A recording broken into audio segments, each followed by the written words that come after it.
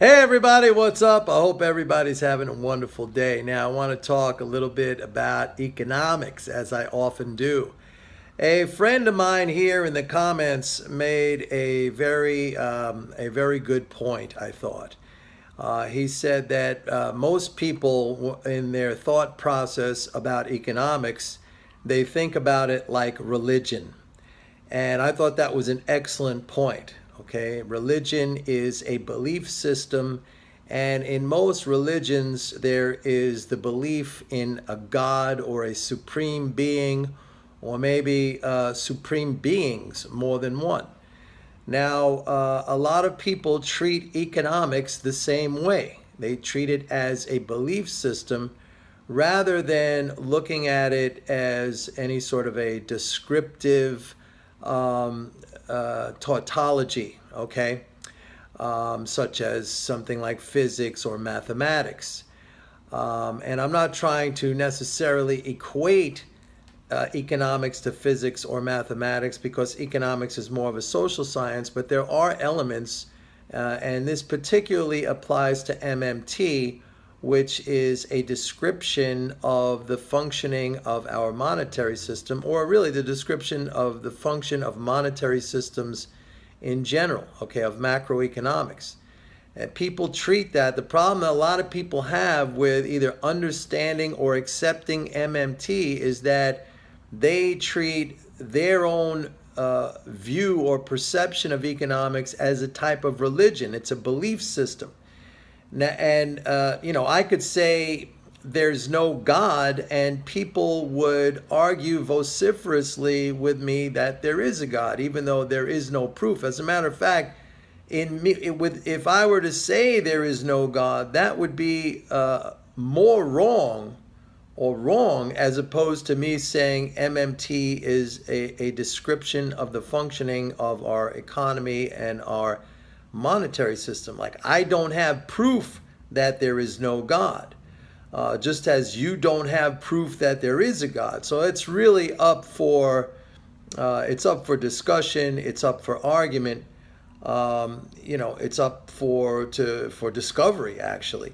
Whereas MMT, as a description of the functioning of our economy and monetary system, is really not something that is up for discussion, but people treat it as such.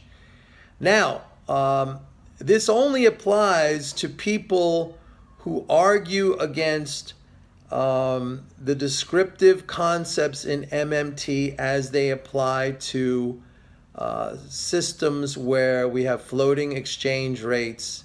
All right. I know many of you, for example, your belief system or your religion when it comes to economics is the following: money printing causes inflation. Wrong, or not necessarily. The market sets interest rates.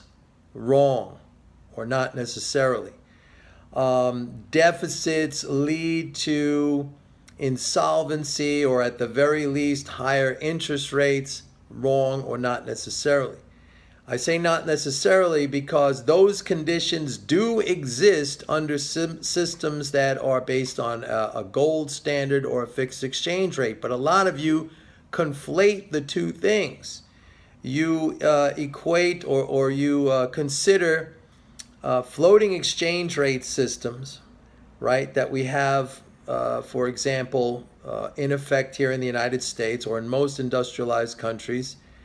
You conflate that with fixed exchange rate or gold standard systems, where under the latter systems, you would be correct, all right, that the government can run out of gold or money.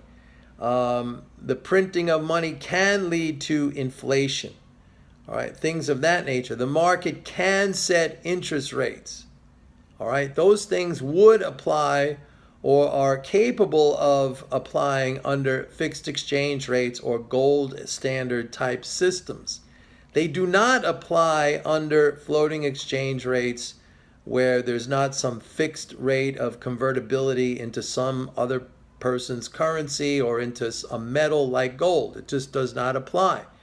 But you make that connection, And that's wrong, okay? You fail to make the distinction there, and that is wrong. And then when somebody, such as myself, tries to explain this to you, you get into your religion mode, which is pure belief and ideology, and basically religion. He said it. My friend said it correctly. It's a sort of a religious belief.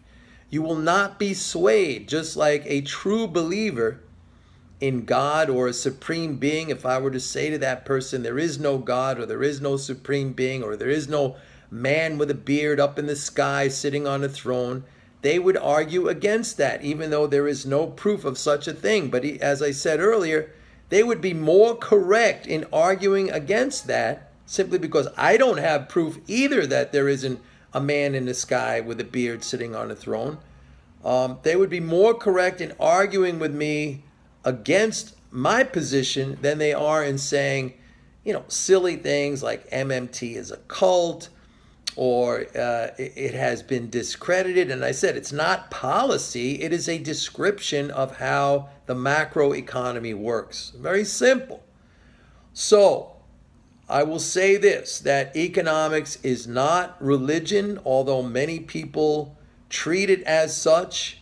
And if you are one of those people, I will say two things. Number one, that is the wrong way to look at it. And number two, I highly doubt that anything anybody tells you outside of your religious belief, whether that be myself, whether that be some academic person, whether that be whomever, I doubt that whatever they tell you will persuade you away from your current belief system, because religion is very, very powerful.